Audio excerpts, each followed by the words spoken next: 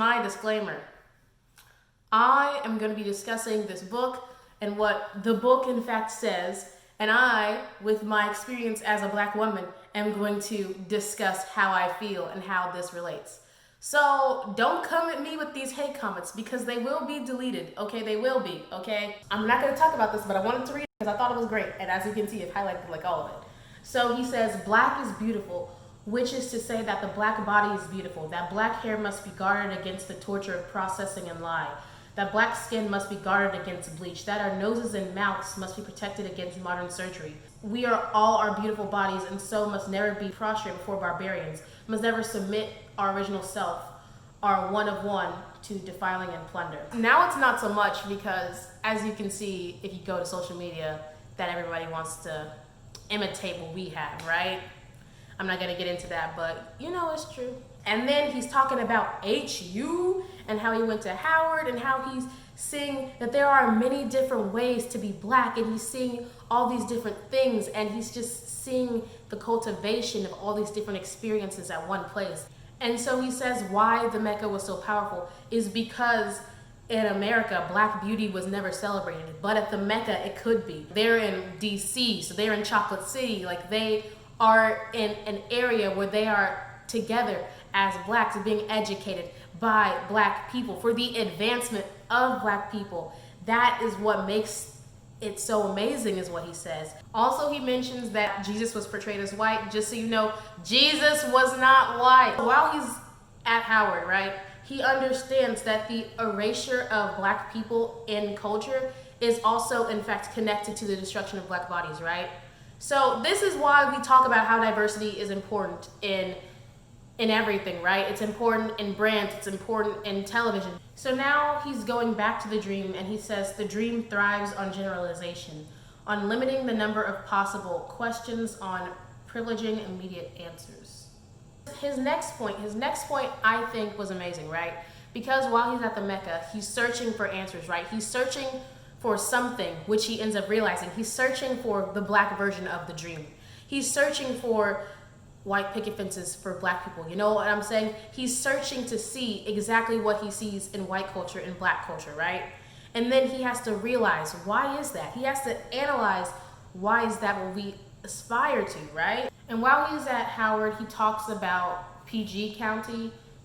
PG County was Prince George's County, and it was an enclave of Black people that were esteemed. They were politicians and doctors and things like that, right? And he says that the PG County police were not police at all, but privateers, gangsters, gunmen, plunderers operating under the color of law.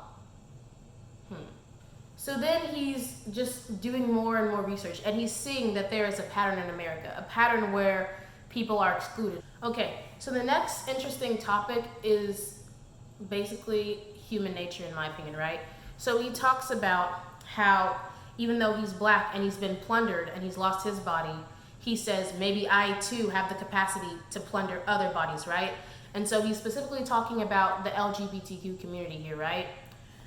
As we've seen a lot of times with human nature, once a group has quote unquote come up, instead of turning and helping someone else up, they push that person down, because now that they have power, it's not about helping someone, it's about having some privilege, having some sense of control. That there's no sense of control if you don't have someone below you, is what I'm saying. And that's intrinsic in human nature, and we see it all the time, that there is this perpetual cycle of just reaching a certain status and pushing someone else down. At the end of this chapter, Coates basically connects it back, and he's saying that you, as a Black boy, you have to be responsible for your body, and you cannot forget that the injustice that our ancestors have endured. Part 2 talks a lot about police brutality. The PG County, one of the officers killed Prince Jones, who he met at Howard, right? And so when Coates was once pulled over by PG County officers, he said that he knows what they do, and that they do things that are police brutality, and they do them on a regular basis with no source of accountability. And that's just how the system is. And I think that's what we're trying to change today.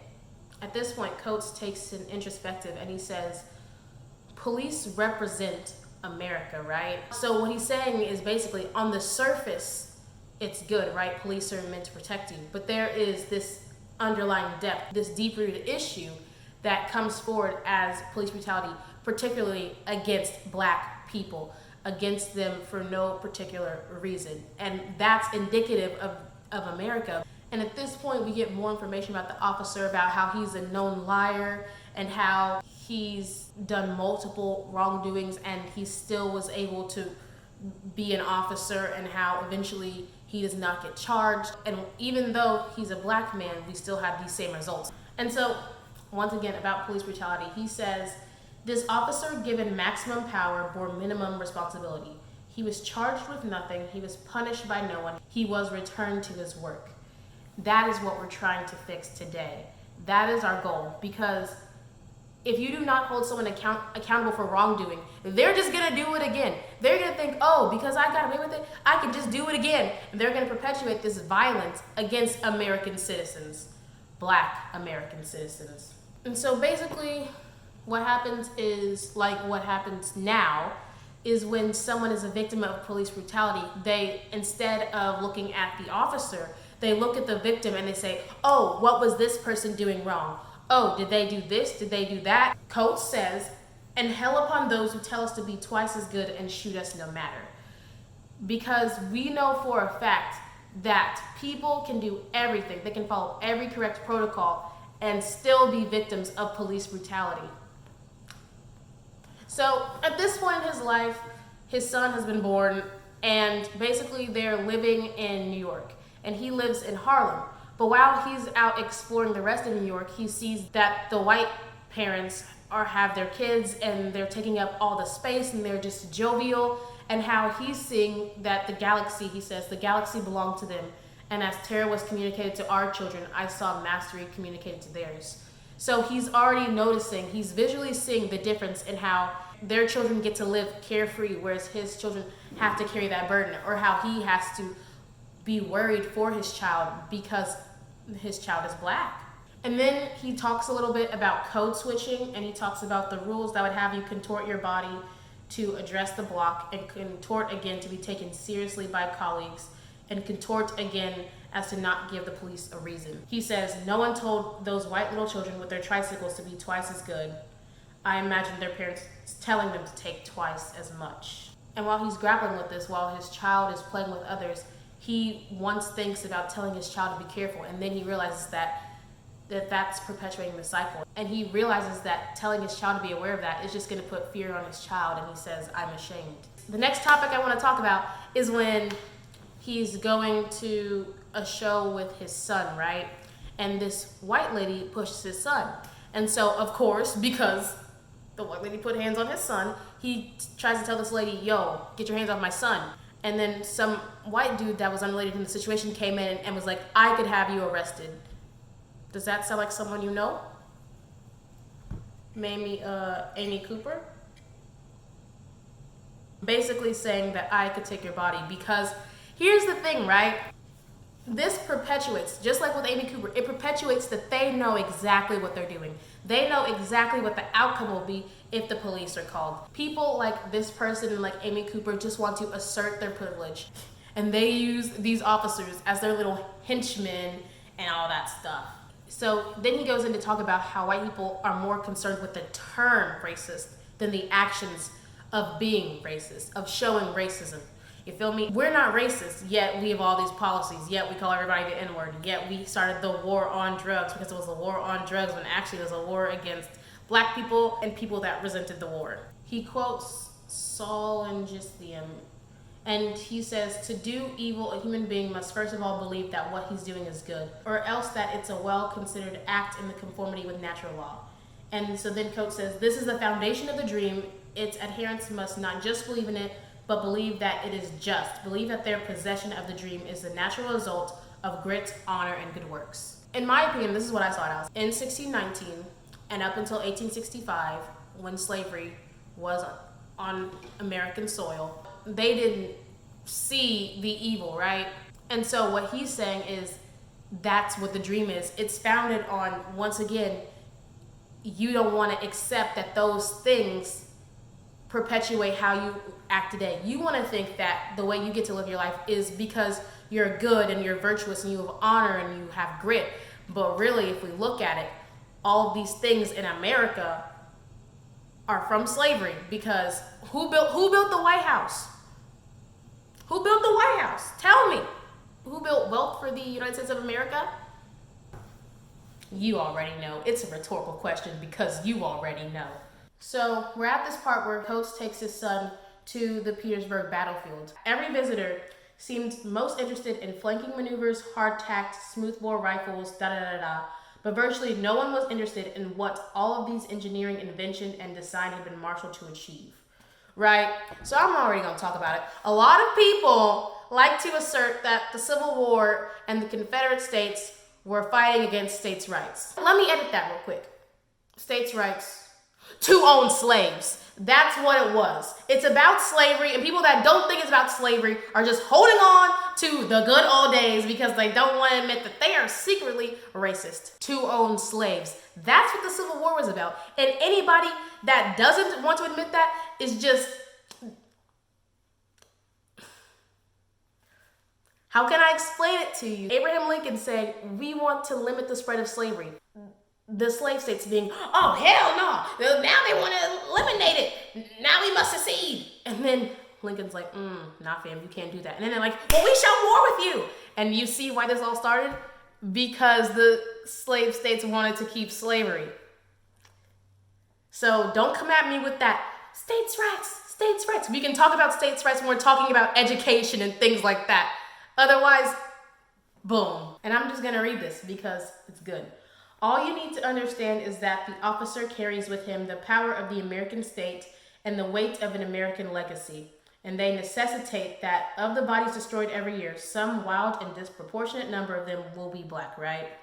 So when we look at the statistics, when we look at the U.S. Census and we see the population and percentage breakdown of white people versus black people versus Asian people versus mixed people, we can see, and if we pair the statistics with the police department, we can see that black people are more likely to be victims of police brutality. There is the extra burden of your country telling you the dream is just, noble, and real, and you are crazy for seeing the corruption and smelling the sulfur, right? So a lot of times, people that critique the country, the United States of America, are told, well, just leave then. Excuse me, but my ancestors put money into this country. They worked their behinds off, enslaved, and they built this country. So they built this country for me. This is my country just as much as it is your country.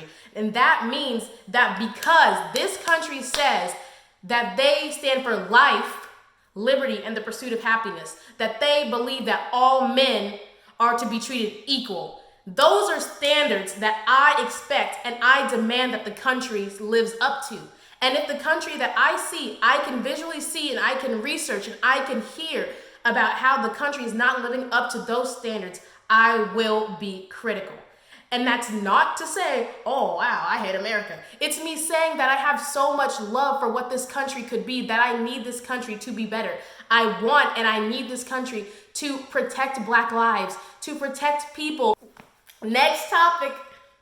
He says, black on black crime is jargon, violence to language, which vanishes the men who engineered the covenants, who fixed the loans, who planned the projects, who built the streets and sold red ink by the barrel.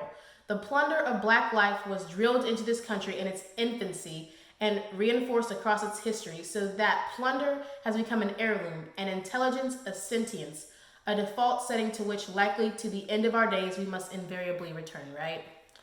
So, a lot of y'all, well, not a lot of y'all, but a lot of people, when we talk about police brutality towards black people, they like to bring up black on black crime.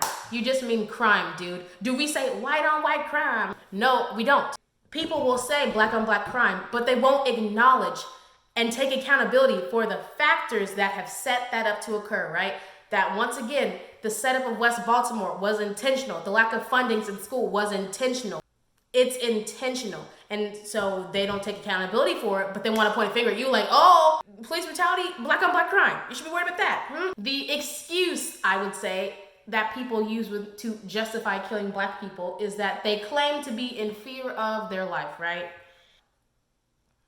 As a black person, you encounter and you are around many spheres of social life where you are in fear of your life. But does that give you the right to kill somebody? No. So this next topic is some people. He says, you see this from time to time when some dullard, usually believing himself white, proposes that the way forward is a grand orgy of black and white, ending only when we are all beige and thus the same race. Mixed kids will not fix racism. Let me say that again. Mixed kids will not fix racism. Let me ask you something. Thomas Jefferson, right? His kids with Sally. After that, didn't he still own slaves? Oh, yes. Didn't we still have slavery after that happened? Didn't we still have Reconstruction and Jim Crow? Yeah. So when you say mixed kids will fix racism, you're lying, okay? Mixed kids will not fix racism. You calling out racism, being anti-racist, educating yourself on your unpreconceived biases, that's gonna fix racism. Legislative action that targets these preconceived biases, that's gonna fix racism. Not having mixed kids. And that's that. And so the next thing that happens is we're gonna talk about when Coates first goes to France, right? And he says, for the first time, I knew not only that I really was alive, that I really was studying and observing, but that I had long been alive, even back in Baltimore. I had always been alive, right? And so he's experiencing these things in Paris, and he's seeing how they're different. And while they're reminded later that the things that they experienced in Paris are a result of the imperialization and slavery, he was able to connect with living, right? He was able to feel like he could breathe, right? Because he mentions in this story that he went out to dinner with this one person, and then this one person took him somewhere. He's like, oh, this one person could be trying to set me up, but the person wasn't. And he just felt alive and free, and it was great. So he says, Americans who think they are white regard us, something sexual and obscene. I'm just gonna be brief about this. Please stop sexualizing us and only seeing us as sexual objects for your gratification. Stop. It's disgusting and deplorable. We are human beings. Treat us as such. This goes back to what I said about how they only promote nonviolence. So he says, dreamers are quoting Martin Luther King and exalting nonviolence for the weak and the biggest guns for the strong. I mean, if this doesn't resonate with you today, basically, they were trying to discredit the Black Lives Matter movement because of some looters that were using the magnification and the emotions of the protest to loot. And they were saying this discredits your movement. But yet, while people were still protesting peacefully, mind you, we had curfews. Curfews that we didn't enact during quarantine when there was a virus, a highly contagious virus that caused us to shut down campuses and stay in our homes. But they issued a curfew, and I think it's purely because to give reason to arrest people, because our First Amendment says we have the right to peacefully protest. Get it right. Know your rights. There's the tear gas and the billy clubs and all these other things. But it's like, if the peaceful protesters were to take up those things, oh gosh, oh gosh, that's what the reaction would be. That's all I'm gonna say about that. So next part 3, we're basically talking when Coates goes to see Prince Jones's mother. And first of all, I wanted to note that she's from Louisiana, so gang. Prince Jones's mother says that her first encounter with realizing that there was a difference between being white and black was when she got on a bus and sat down at the first available seat, and her mother had to take her to the back. And so also she's talking about how she had to interact with people that were racist, definitely. So I want to talk about respectability politics, right? So because she was a track star and because she was really smart, she seemed to be accepted. They accepted her, and they accepted the football player on their team who was black. But when it was a black person on the other team, they were calling him the N-word while sitting right next to her. People can be racist, but they'll accept you if they deem you worthy to be accepted, right? Because we try to play this game of respectability politics that, oh, if I'm a doctor, if I'm a lawyer, I am that person, then I'm gonna get the respect. But that's the problem. We shouldn't have to be respected because we're prominent. I said this before to somebody who I no longer associate with because, yikes. But it doesn't matter your accolades. You matter. And she once again says, by then I was the chief of radiology at the local hospital, so they treated me with respect. And so even then, Dr. Jones says how she didn't want her son to go to Howard, right? And how what Coates is seeing, what Coates is processing is that Prince Jones was always in all white spaces and he just wanted to feel normal. You that one black person in like the entire grade and everybody thinks you speak for the entire black race and that you're representative of the entire black race, so now you have to like be on your best behavior because otherwise your race is in jeopardy. So he and other people in those situations, that's why they came to Howard, to experience being black without the pressures of being judged. Jones also talks about how she could not lean on her country for help. When it came to her son, Dr. Jones's country did what it did best. It forgot him. The forgetting is habit and yet another necessary component of the dream. Let me say, because we are in the times right now, we cannot forget. We need to make sure that this doesn't just end with 4 people going to jail. This has to end with systemic change. And once again, because I am filming this on June 11th, Breonna Taylor's murderers are still not arrested. This is what the issue is. We cannot forget this woman. We cannot forget George Floyd. We cannot forget Trayvon Martin. We cannot forget these people. We need to make sure that they did not die in vain. And if we just let this movement just flicker out and just tinker out like everything does with time, we'll have to start this cycle all over again. We have come too far to let that happen again. Coates asked Dr. Jones, did she expect for the police officer to be charged? And she actually said yes. And at that I was shocked. I was like, what? She really expected him to be charged? That's when he says it. She's thinking like an American. She's thinking that the land of the law is equal and it's just and it's fair. But when you're black, that's not the case. And so now we're talking about when he returns to Howard, he returns for homecoming and he brings his son and he's seeing all of the beautiful things that have come out of this. And he says, they made us into a race. We made ourselves into people. Here at the Mecca, under pain of selection, we have made a home, right?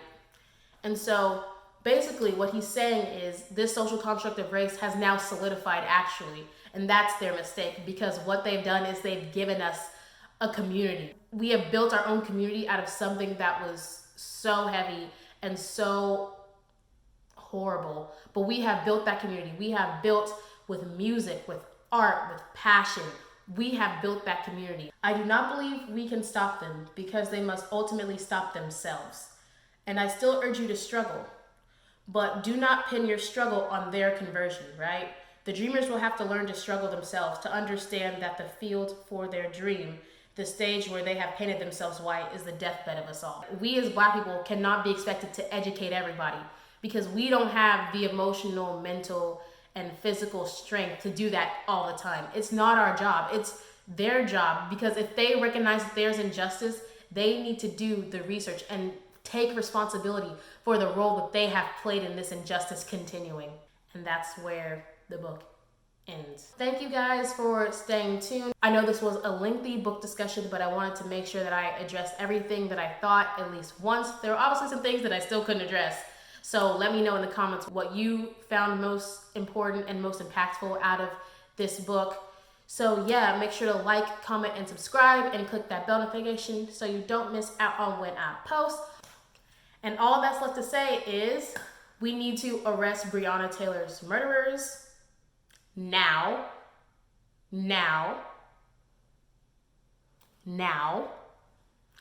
And I'll see you next time.